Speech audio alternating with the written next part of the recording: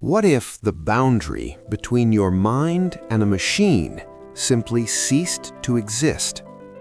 This isn't a scene from a film. This is Noland Arbaugh, a 29-year-old quadriplegic controlling a computer with nothing but his thoughts. And inside his skull, a coin-sized device is rewriting what it means to be human.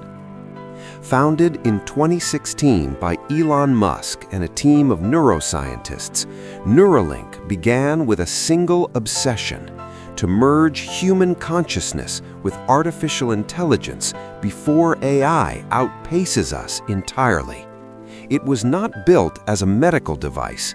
It was built as a survival strategy for the human species. The device, smaller than a fingernail, contains over 1,000 microscopic electrodes. It reads the electrical language your neurons speak to each other and translates it into commands a computer understands. The dream of controlling the brain with electricity is not new.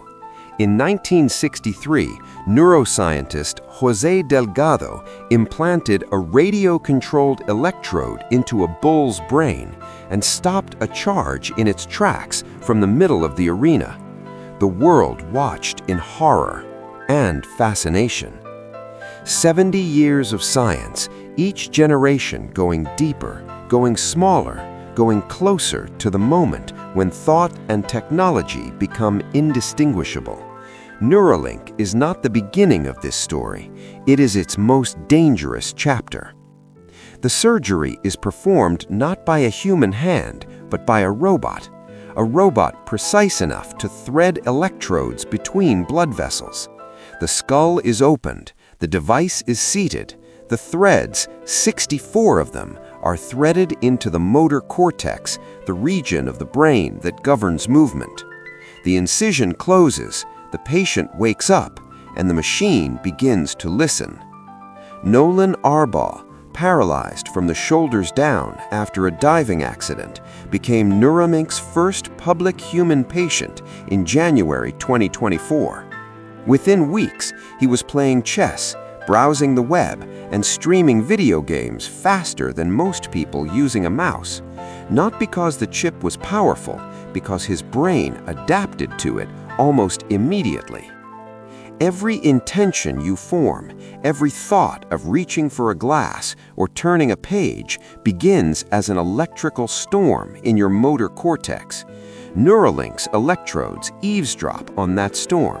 Machine learning algorithms trained on thousands of recorded neural patterns decode the signal in real time.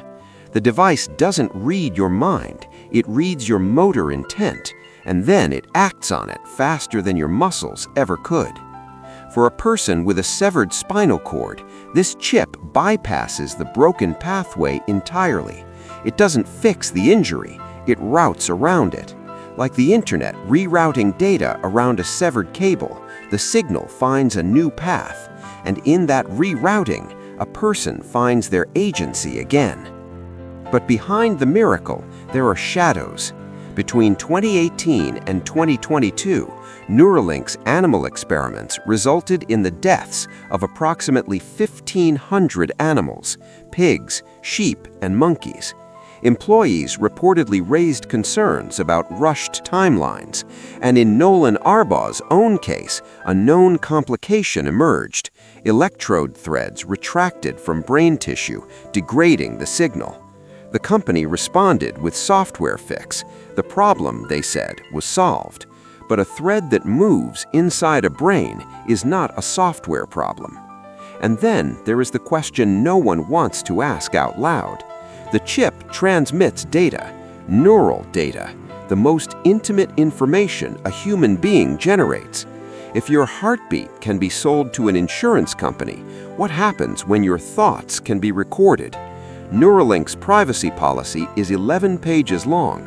Your neural patterns are not excluded from it. Neuralink is not alone. Synchron has patients typing emails via thought in New York.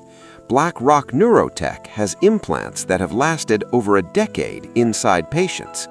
In China, state-backed BCI programs are accelerating at a pace that has Western researchers alarmed. This is not a single company's moonshot. This is a global race, and the prize is the human mind itself. For veterans who lost limbs, for children born without motor function, for those imprisoned by locked-in syndrome, unable to speak, blink, or move, these devices are not about enhancement, they are about return. The return of a voice, a hand, a life. Neuroscientists call it the hard problem of consciousness. We still don't know where the self lives, whether it's a product of chemistry, electricity, or something else entirely.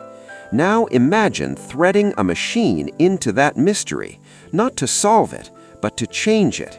If some humans gain the ability to process information, communicate, and learn at speeds impossible for unaugmented minds, what do we call those who don't? Not disabled, not inferior, but undeniably different.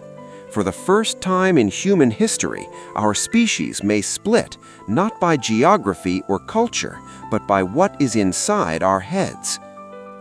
His name doesn't appear in any press release. He is one of hundreds of patients in early BCI trials around the world. ALS has taken his ability to speak, to move, to hold his child, but through a device thinner than a strand of hair, he is writing her a letter. He tells her he is proud of her. He tells her he is not afraid. He tells her he is still here. That is what this technology is at its core, before the philosophy, before the ethics, before the fear. It is a father finishing a sentence. It is a mind refusing to be silenced. Whatever else Neuralink becomes, it began here. By 2030, Neuralink aims to move beyond motor function into memory, language, even emotion. Musk has spoken of a future where human consciousness itself can be backed up, where death becomes optional. Whether that is salvation or the end of what makes us human, no one yet knows. Every civilization defines humanity by what it fears losing. We feared losing fire, so we built shelter. We feared losing memory, so we built language. Now we fear losing our minds to machines, and so we are doing what humans have always done in the face of fear. We are reaching towards it and hoping that what we find there is still us.